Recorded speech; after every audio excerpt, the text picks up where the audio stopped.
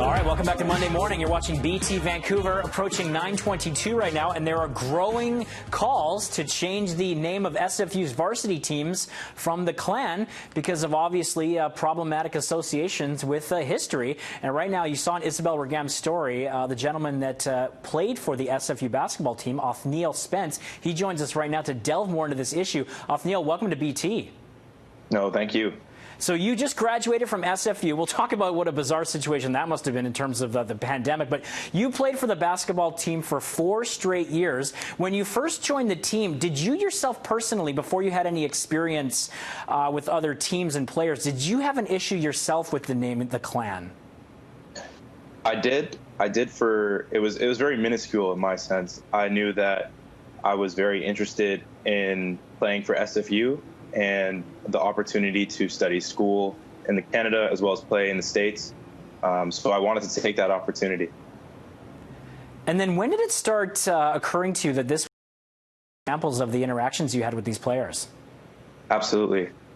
During my time playing for my first NCAA game, I remember just sitting in the stands before my game, and a fan came up to me and he asked me what was your team name, as well as like where'd you play, and I said, I play at SFU and our team name is the Clan. And he was just like, oh, he was kind of like brought back, and he said, like, we don't do that here.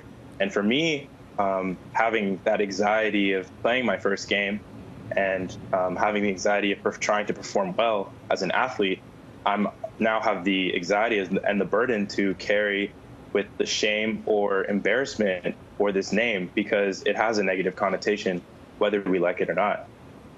And talk to us about the petition going around in an effort to get the name changed. It's garnered a lot of support. Oh, yes, absolutely. During our time 2 weeks ago, my friend Marie and I, we put out this petition to basically commend change for the name change. And during that time, we've had over 7,000 signatures. And that is just, it's been so incredible. Going through that time and just seeing the support that we have and the people that are just writing for us. So even though you're not an active member of the team right now, what is your role with the basketball, what's your affiliation with SFU and the team right now in terms of changing the name and creating that legacy for other players? Well, I've been commended by a bunch of coaches, as well as like my own coach, Steve Hansen, and they've really been supporting like our movement. And so for me, being outside of the basketball right now at SFU, I'm still included on the team, as well as I'm still in talks with the AD, Teresa Hansen, and how we can, support this name change, as well as support athletes of color going into the next year. And that's what I wanted to ask in terms of once we get to the fall and the name does change, would that be enough for you? Or do you want to see, like you mentioned, more education, more awareness for particularly black athletes? Well, the name is one thing. The education and the support for athletes of color is another. And I think SFU is doing both of those things.